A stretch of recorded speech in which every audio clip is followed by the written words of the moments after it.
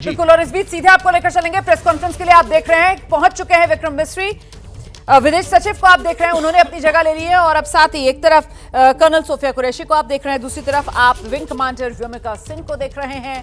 अपनी जगह पर आकर सब बैठ गए हैं और अब यहां पर प्रेस ब्रीफ शुरू हो रही है। आपको सीधे इसी प्रेस ब्रीफिंग में मैं लेकर चलती हूं।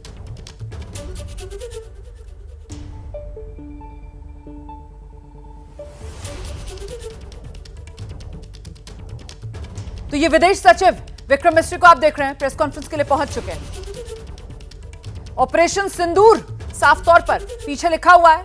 ऑपरेशन सिंदूर को लेकर ही यहां पर यह प्रेस ब्रीफिंग है। ऑपरेशन सिंदूर को लेकर ही सेना की तरफ से जानकारी देश के साथ साझा की जाएगी। वाइल द वर्ल्ड पीछे लिखकर आ रहा था, कुछ मैं पढ़ने की कोशिश कर रही थी, लेकिन अब विक्रम मिस्री साहब सुनते हैं जरा क्या।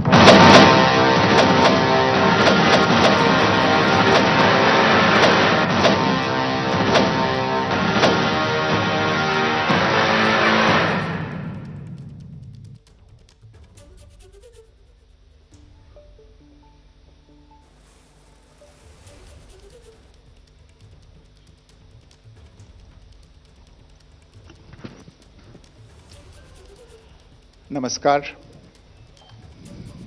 इस ब्रीफिंग में शामिल होने के लिए आप सभी का धन्यवाद। जैसा कि आप सभी जानते हैं, 22 अप्रैल 2025 को लश्कर तैयबा से संबंधित पाकिस्तानी और पाकिस्तान प्रशिक्षित आतंकवादियों ने भारत में जम्मू और कश्मीर के पहलगाम में भारतीय पर्यटकों पर बर्बरतापूर्ण हमला किया। 25 भारतीयों और एक नेपाली नागरिक को कायरतापूर्ण मौत के घाट उतार दिया गया। मुंबई के 26 नवंबर 2008 के हमलों के बाद यह भारत में हुई किसी आतंकवादी हमले में मारे गए आम नागरिकों की संख्या की दृष्टि से सबसे गंभीर घटना है। पहलगाम का हमला अत्यधिक बर्बरतापूर्ण था, जिसमें वहां मौजूद लोगों को करीब से और उनके परिवारों के सामने सिर पर गोली मारी गई। हत्या के इस तरीके से परिवार के सदस्यों को जानबूझकर आघात पहुंचाया गया। साथ ही उन्हें यह नसीहत भी दी गई कि वे वापस जाकर इस संदेश को पहुंचा दें। यह हमला स्पष्ट रूप से जम्मू और कश्मीर में बहाल हो रही सामान्य स्थिति को बाधित करने के उद्देश्य से किया गया था। चूंकि पर्यटन फिर से अर्थव्यवस्था का मुख्य आधार बन रहा था, इस हमले का मुख्य उद्देश्य इसे प्रतिकूल रूप से प्रभावित करना था। पिछले वर्ष आप सभी जानते हैं 2.25 करोड़ से अधिक पर्यटक कश्मीर आए थे। इस हमले का मुख्य उद्देश्य इसलिए संभवतः यह था कि इस संघ राज्य क्षेत्र में विकास और प्रगति को नुकसान पहुंचाकर इसे पिछड़ा बनाए रखा जाए और पाकिस्तान से लगातार होने वाले सीमा पार आतंकवाद के लिए उपजाऊ जमीन बनाने में सहायता की जाए। हमले का यह तरीका जम्मू और कश्मीर और शेष राष्ट्र दोनों में सांप्रदायिक दंगे भड़काने के उद्देश्य से भी प्रेरित था। इसका श्रेय सरकार और भारत के सभी नागरिकों को दिया जाना चाहिए कि इन प्रयासों को विफल कर दिया गया। एक समूह ने खुद को रेजिस्टेंस फ्रंट TRF कहते हुए इस हमले की जिम्मेदारी ली है। यह समूह संयुक्त राष्ट्र द्वारा प्रतिबंधित पाकिस्तानी आतंकवादी समूह लश्कर तैयबा से जुड़ा हुआ है। यह उल्लेखनीय है कि भारत ने मई और नवंबर 2024 में संयुक्त राष्ट्र की 1267 कमेटी की सैंक्शंस मॉनिटरिंग टीम को अर्धवार्षिक रिपोर्ट प्रस्तुत की थी, जिसमें TRF के बारे में साफ इनपुट दिए गए थे। इससे पाकिस्तान स्थित आतंकवादी समूहों के लिए कवर के रूप में TRF की भूमिका सामने आई थी। इससे पहले भी दिसंबर 2023 में भारत ने इस टीम को लश्कर तैयबा और जैश ए मोहम्मद के बारे में सूचित किया था, जो TRF जैसे छोटे आतंकवादी समूहों के माध्यम से अपनी गतिविधियों को संचालित कर रहे हैं। इस संबंध में 25 अप्रैल को UN सिक्योरिटी काउंसिल प्रेस वक्तव्य में TRF के संदर्भ को हटाने के लिए पाकिस्तान के दबाव पर भी ध्यान दिया जाना चाहिए। पहलगाम आतंकवादी हमले की जांच से पाकिस्तान के साथ आतंकवादियों के संपर्क उजागर हुए हैं। रेजिस्टेंस फ्रंट द्वारा किए गए दावे और लश्कर तैयबा से ज्ञात सोशल मीडिया हैंडल द्वारा इसको रीपोस्ट किया जाना इसकी पुष्टि करता है। चश्मदीद गवाहों और विभिन्न जांच एजेंसियों को उपलब्ध अन्य सूचनाओं के आधार पर हमलावरों की पहचान भी हुई है। हमारी इंटेलिजेंस ने इस टीम के योजनाकारों और उनके समर्थकों की जानकारी जुटाई है। इस हमले की रूपरेखा भारत में सीमा पार आतंकवाद को अंजाम देने के पाकिस्तान के लंबे ट्रैक रिकॉर्ड से भी जुड़ी हुई है, जिसके लिखित और स्पष्ट दस्तावेज उपलब्ध हैं। पाकिस्तान दुनिया भर में आतंकवादियों के लिए एक शरण स्थल के रूप में पहचान बना चुका है। यहां अंतर्राष्ट्रीय स्तर पर प्रतिबंधित आतंकवादी सजा पाने से बचे रहते हैं। इसके अलावा पाकिस्तान ने इस मुद्दे पर विश्व और फाइनेंशियल एक्शन टास्क फोर्स जैसे अंतर्राष्ट्रीय मंचों को जानबूझकर गुमराह करने के लिए भी जाना जाता है। साजिद मीर का मामला, जिसमें इस आतंकवादी को पाकिस्तान ने मृत घोषित कर दिया था और फिर अंतर्राष्ट्रीय दबाव के परिणाम स्वरूप वो जीवित पाया गया, इसका सबसे स्पष्ट उदाहरण है। यह स्वाभाविक है कि पहलगाम में हुए इस हमले से जम्मू और कश्मीर के साथ साथ भारत के अन्य भागों में भी आक्रोश देखा गया। हमलों के बाद भारत सरकार ने स्वाभाविक रूप से पाकिस्तान के साथ संबंधों को लेकर कुछ कदम उठाए। आप सभी उन निर्णयों से अवगत हैं जिसकी घोषणा 23 अप्रैल को की गई थी। तथापि यह आवश्यक समझा गया कि 22 अप्रैल के हमले के अपराधियों और उनके योजनाकारों को न्याय के कटघरे में लाया जाए। हमलों के एक पखवाड़े के बाद भी पाकिस्तान द्वारा अपने क्षेत्र या अपने नियंत्रण वाले क्षेत्रों में आतंकवादियों की इंफ्रास्ट्रक्चर के विरुद्ध कार्रवाई करने के लिए कोई स्पष्ट कदम नहीं उठाया गया है। उल्टे वो इनकार करने और आरोप लगाने में ही लिप्त रहा है। पाकिस्तान आधारित आतंकवादी मॉड्यूल्स पर हमारी खुफिया निगरानी ने संकेत दिया है कि भारत के विरुद्ध आगे भी हमले हो सकते हैं। अतः इनको रोकना और इनसे निपटना दोनों को बेहद आवश्यक समझा गया। आज सुबह, जैसा कि आपको ज्ञात होगा, भारत ने इस तरह के सीमा पार हमलों का जवाब देने और उन्हें रोकने तथा उनका प्रतिरोध करने के अपने अधिकार का प्रयोग किया है। यह कार्यवाही नपीतुली, नॉन एस्केलेटरी, आनुपातिक और जिम्मेदारीपूर्ण है। यह आतंकवाद की इंफ्रास्ट्रक्चर को समाप्त करने और भारत में भेजे जाने वाले संभावित आतंकवादियों को अक्षम बनाने पर केंद्रित है। आपको यह भी स्मरण होगा कि 25 अप्रैल 2025 को संयुक्त राष्ट्र सुरक्षा परिषद ने पहलगाम आतंकवादी हमले पर एक प्रेस वक्तव्य जारी किया था, जिसमें आतंकवाद के इस निंदनीय कार्य के अपराधियों, आयोजकों, फाइनेंसरों और प्रायोजकों को जवाबदेह ठहराने और उन्हें न्याय के दायरे में लाने की आवश्यकता पर जोर दिया गया था। भारत की आज की इस कार्रवाई को इसी संदर्भ में देखा जाना चाहिए। Good morning. Thank you all for joining this briefing. As you are all aware, on April 22, 2025, Pakistani and Pakistan-trained terrorists belonging to the Lashkar-e-Taiba carried out a savage attack on Indian tourists at Pahalgam in Jammu and Kashmir in India. They murdered 26 people, including one national of Nepal, causing the largest number of civilian casualties in a terrorist attack in India since the 26 November 2008 attacks in Mumbai. The attack in Pahalgam was marked by extreme barbarity, with the victims mostly killed with headshots from close range and in front of their families. Family members were deliberately traumatized through the manner of the killing, accompanied by the exhortation that they should take back the message. The attack was clearly driven by the objective of undermining the normalcy returning to Jammu and Kashmir. In particular, it was designed to impact the mainstay of the economy, tourism, with a record 23 million tourists visiting the valley last year. The calculation presumably was that harming growth and development in the Union Territory would help keep it backward and create fertile ground for continued cross-border terrorism from Pakistan. The manner of the attack was also driven by an objective of provoking communal discord, both in Jammu and Kashmir and the rest of the nation. It is to the credit of the government and the people of India that these designs were foiled. A group calling itself the Resistance Front has claimed responsibility for the attack. This group is a front for the UN-proscribed Pakistani terrorist group Lashkar-e-Taiba.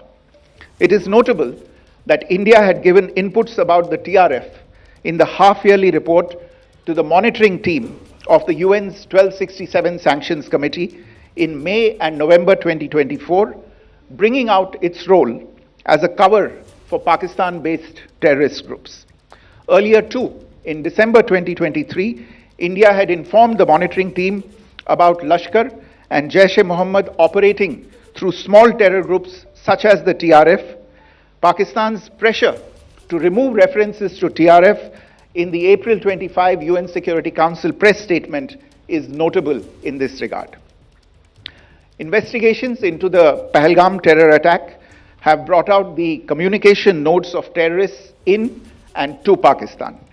The claims made by the Resistance Front and their reposting by known social media handles of the Lashkar-e-Taiba speak for themselves. Identification of the attackers based on eyewitness accounts as well as other information available to law enforcement agencies has also progressed. Our intelligence has developed an accurate picture of the planners and backers of this team. The features of this attack also tie in with Pakistan's long track record of perpetrating cross-border terror in India, which is well documented and beyond question. Pakistan also has a well-deserved reputation as a haven for terrorists from around the world, with internationally proscribed terrorists enjoying impunity there. In addition, Pakistan has been known to willfully mislead the world and international forums, such as the Financial Action Task Force, on this issue. The Sajid Mir case, in which this terrorist was declared dead and then, in response to international pressure, brought back to life, found alive and arrested, is the most glaring example. The latest attack in Pahalgam has understandably generated deep anger in Jammu and Kashmir and in other parts of India. Following the attacks, the government of India naturally responded with a set of initial measures relating to our engagement with Pakistan. You're all aware of the decisions that were announced on the 23rd of April. However, it was deemed essential that the perpetrators and planners of the 22nd April attack be brought to justice. Despite a fortnight having passed since the attacks, there has been no demonstrable step from Pakistan to take action against the terrorist infrastructure on its territory or on territory under its control. Instead, all it has indulged in are denials and allegations. Our intelligence monitoring of Pakistan-based terrorist modules indicated that further attacks against India were impending. There was thus a compulsion both to deter and to preempt. Earlier this morning, as you would be aware, India exercised its right to respond and preempt as well as deter more such cross-border attacks.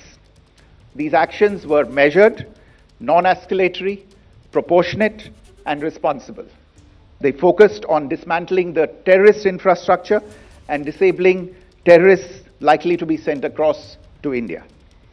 You would also recall that the Security Council on 25th April 2025 had issued a press statement on the Pahalgam terror attack, underlining, and I quote, the need to hold perpetrators, organizers, financiers, and sponsors of this reprehensible act of terrorism accountable and bring them to justice, unquote. India's latest actions should be seen in this context. Joining me for this briefing on our actions earlier this morning are Colonel Sophia Qureshi and Wing Commander Vyomika Singh. I will request them to share some details regarding Operation Sindoor with all of you.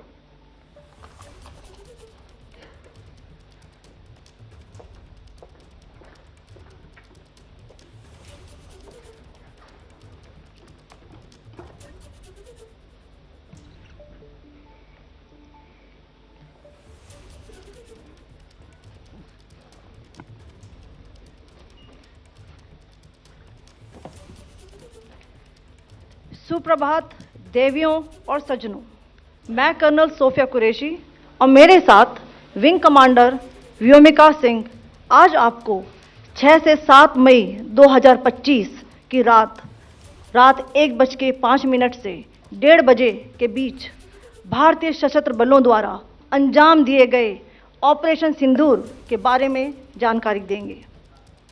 Operation सिंदूर 22 अप्रैल को पहलगाम में हुए विभत्स आतंकवादी हमले के शिकार मासूम नागरिकों व उनके परिवारों को न्याय देने के लिए लॉन्च किया गया था। इस कार्रवाई में 9 टेररिस्ट कैंप्स को टारगेट किया गया और पूरी तरह से इसे बर्बाद किया गया।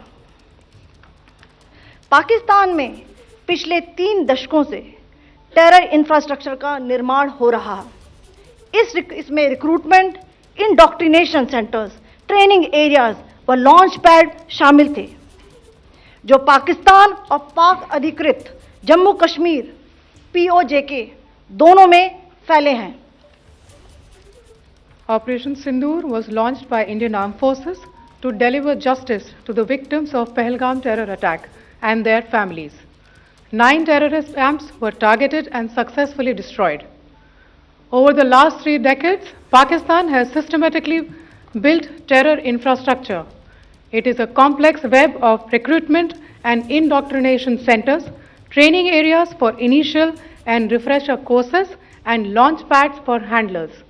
These camps are located both in Pakistan as well as Pakistan-occupied Jammu and Kashmir areas. Some of the well-known training camps are located, as you can see on the screen. They are distributed from Savai Nala in the north, counting to approximately 21, ending at Bhagalpur to the south. इन लक्ष्यों का चयन विश्वसनीय intelligence सूचनाओं के आधार पर हुआ ताकि आतंक गतिविधियों की रीढ़ तोड़ी जा सके, और यह खास ध्यान दिया गया कि निर्दोष नागरिकों और सिविलियन इंस्टॉलेशन को नुकसान न पहुंचे। The selection of these targets for Operation Sindoor was based on credible intelligence inputs and role of these facilities in perpetrating the terror activities. The locations were so selected to avoid damage to civilian infrastructures and loss of any civilian lives. This was done with due diligence, and the camps selected for targeting and their engagement will now be shown to you one by one. POJK के target आपको बताना चाहूंगी। सबसे पहले सवाई नाला camp Muzaffarabad, जो कि POJK के लाइन ऑफ कंट्रोल से 30 किलोमीटर दूर है। यह एक लश्कर तौयबा का ट्रेनिंग सेंटर था। 20 अक्टूबर 2024 सोनमर्ग, 24 अक्टूबर 24 गुलमर्ग, 22 अप्रैल 2025 पहलगाम, इन हमलों के आतंकियों ने यहीं से प्रशिक्षण लिया था। सैयदना बिलाल कैंप मुजफ्फराबाद, यह एक जैश ए मोहम्मद का स्टेजिंग एरिया है। यह हथियार, विस्फोटक और जंगल सर्वाइवल ट्रेनिंग का केंद्र भी था। गुलपुर कैंप कोटली, यह LOC से 30 किलोमीटर दूर था। लश्कर तौयबा का बेस था, जो रजौरी पुंछ में सक्रिय था। 20 अप्रैल 2023 को पुंछ में और 9 जून 2024 को तीर्थ यात्रियों के बस हमले में यहीं से आतंकी को ट्रेन किया गया था।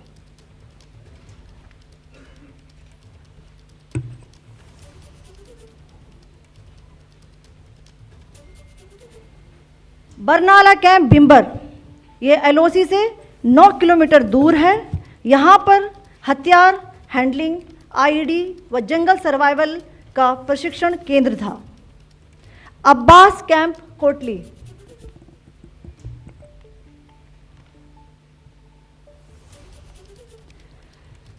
यह LOC से 13 किलोमीटर दूर है।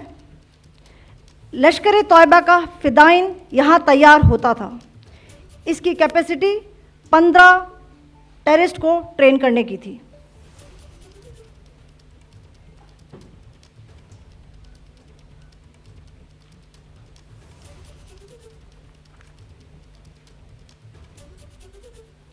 अब मैं पाकिस्तान के अंदर के टारगेट से अवगत कराना चाहूँगी। पहला, सर्जिकल कैंप सियालकोट। यह अंतर्राष्ट्रीय सीमा से 6 किलोमीटर की दूरी पर है, सांबा कठुआ के सामने।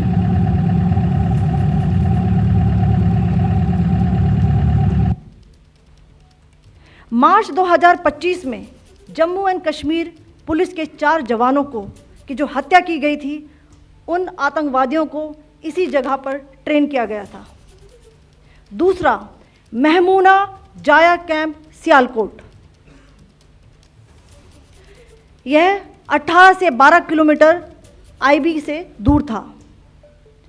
हिजबुल मुजाहिदीन का बहुत बड़ा कैंप था। ये कठुआ जम्मू क्षेत्र में आतंक फैलाने का नियंत्रण केंद्र था। पठानकोट एयरफोर्स बेस पर किया गया हमला भी इसी कैंप से प्लान और डायरेक्ट किया गया था। मरकज ताइबा मुरीद के, यह आईबी से 18 से 25 किलोमीटर दूरी पर है। 2008 के मुंबई हमले के आतंकी भी यहीं से प्रशिक्षित हुए थे। अजमल कसब व डेविड हेडली भी यहाँ ट्रेन हुए थे।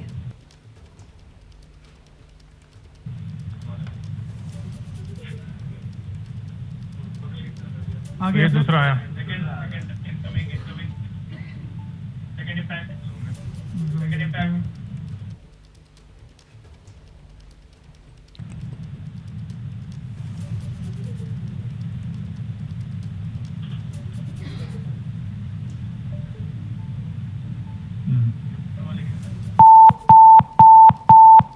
टारगेट 10 हुआ है सर अभी। टारगेट 10 हुआ, एंक्लोजर सेम ही है। 7 it is hit the target. हाँ हाँ।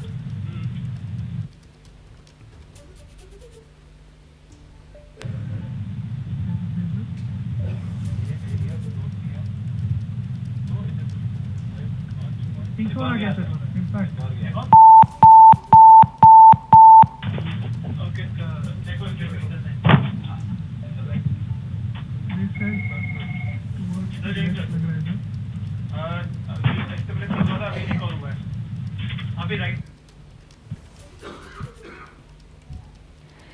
मरकज सुभान अल्लाह भावलपुर, यह इंटरनेशनल बाउंड्री से 100 किलोमीटर दूर है।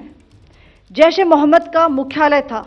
यहाँ पर रिक्रूटमेंट, ट्रेनिंग व इंडॉक्ट्रिनेशन का केंद्र भी था। शीर्ष आतंकी अक्सर यहाँ आते थे। मैं आप सबको बताना चाहती हूँ कि किसी भी सैन्य ठिकाने का निशाना नहीं बनाया गया और अभी तक किसी तरह की नागरिक क्षति की रिपोर्ट नहीं है। धन्यवाद। जय Hind. The strike on the terror camps were undertaken through precision capability, as shown to you. A niche technology weapons with careful selection of warheads was ensured so that there will be no collateral damage. The point of impact in each of the target was a specific building or a group of buildings. All the targets were neutralized with clinical efficiency, and the results reiterate the professionalism of the Indian Armed Forces in the planning and execution of their operations. No military establishments were targeted. India has demonstrated considerable restraint in its response. However, it must be said that the Indian Armed Forces are fully prepared to respond to Pakistani misadventures, if any, that will escalate the situation. Jai Hind, and thank you very much.